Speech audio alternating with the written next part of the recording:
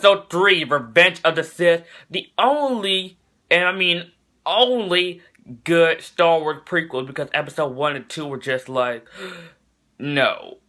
This prequel is actually the first Star Wars film I have ever seen. And this film actually means a lot to me. And I'll get to why. Because I was 5 years old. I saw this movie on my birthday, my 5th birthday actually, which is kind of pretty lucky for me. It's the first Star Wars film I've ever seen, of course.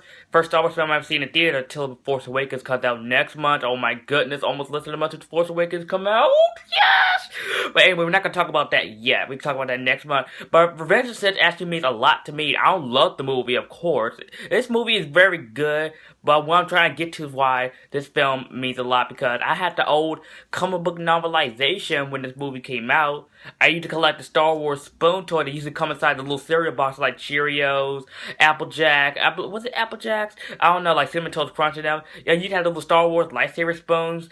And I also had the little Burger King toys. So yeah, I used to have a lot of Revenge of the Sith merchandise back in the day. And that's why I've constantly, this is the Star Wars film I will actually watch the most. I know I watched the original films a lot, but out of all of the original films and the prequel, this is the one I actually had the most nostalgic memory. I actually had the most connection with. This was the Star Wars prequel every Star Wars fan has been waiting for. The Rise of Vader, and it can finally turn to the dark side, which leads up to the original trilogy, and it was definitely worth the wait, because the last two films were such a bore and such a disappointment to me and to other Star Wars fans.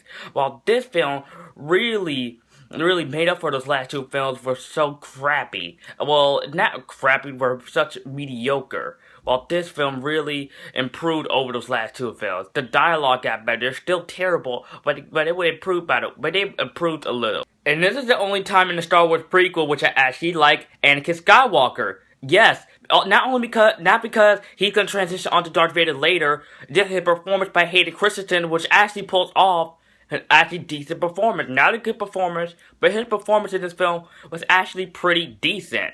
And I love how they gave him the scar right here, which kind of looks like a human version of scar from the Lion King, but I'm not gonna get into that. But Hayden Christensen, I didn't mind him in this role. I didn't mind him in Episode 3. Episode 2 had a lot of problems with him in that film, but in Episode 3, he was actually pretty okay. He was just okay. Not nothing great, but okay. Just because of the dialogue and some hokey performances he had in the film, but I didn't mind him. He was pretty good.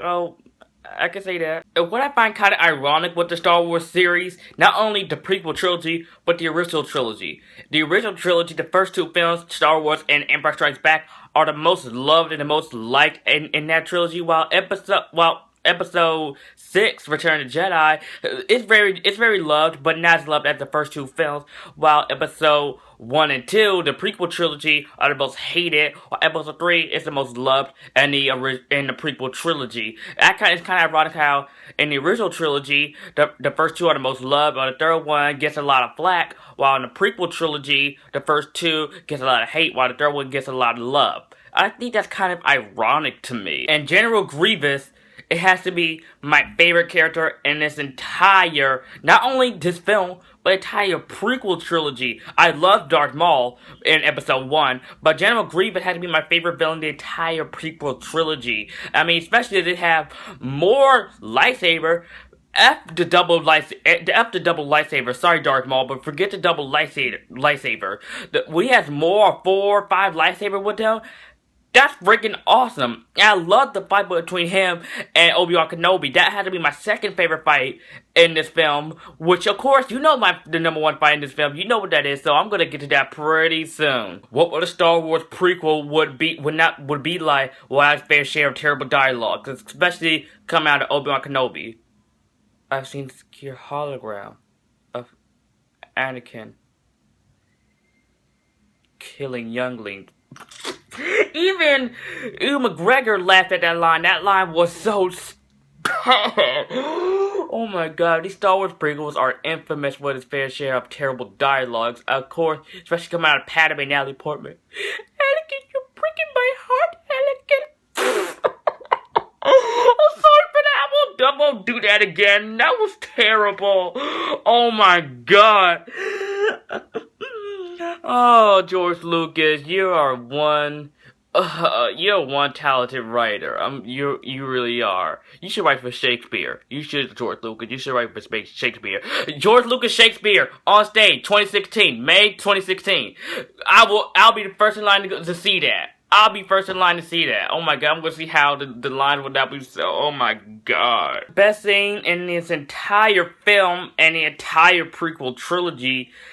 Anakin Skywalker versus Obi-Wan Kenobi. Oh my goodness, the lava's lightsaber battle between these two is just, oh my goodness, it was so awesome. I was even blown away by the scene at the age of 5 years old. 5 years old, I was blown away by the scene. I can see how people felt when they were 5, or whatever, how they were when they saw the original trilogy. I was blown away with this lightsaber battle in Episode 3. At 5 years old, oh my goodness, it's well choreographed. Obi-Wan defeats Anakin. He goes, "You were the chosen one." The Anakin goes, "I hate you! I hate you!" He gets burned to ashes, but then his body gets rescued, and then he becomes the great and powerful Darth Vader. Oh my goodness, I remember everybody was applauding when Darth Vader arrived. And then it got ruined when he goes, "Where's Padme?" And then Darth Vader goes, "She's dead." He goes like, "No!" The graphic novelization was more believable than this. Oh my god. Oh god. So in conclusion, Revenge of the Sith is the only watchable prequel I can recommend anyone. You can just skip episode 1 and 2. Just watch this film. I mean, it's the only prequel that is watchable and recommendable. Other two, black. But despite some issues, I gotta say, I'm satisfied with Revenge of the Sith. I'm giving Star Wars Episode 3 Revenge of the Sith a B+. I can't wait to tackle on the original trilogy. I'm pumped to review those 3 films. What do you think of Revenge of the Sith in the comment section down below. I'll be back with my review of Rocky Balboa, which is coming up pretty soon, which leads up to Creed. And then I'm pretty much going to review Jackie Brown, which is also going to review every single Tarantino film. I think I'm going to skip the Rocky film. That's why I said I'm only going to review Rocky Balboa, because I don't have time to review the other Rocky sequels. But yeah, I'll come back with my review of Rocky Balboa. But thank you so much for watching, guys. If you're new to my channel, if you like this video, like, comment, subscribe, and I'll see you guys next time.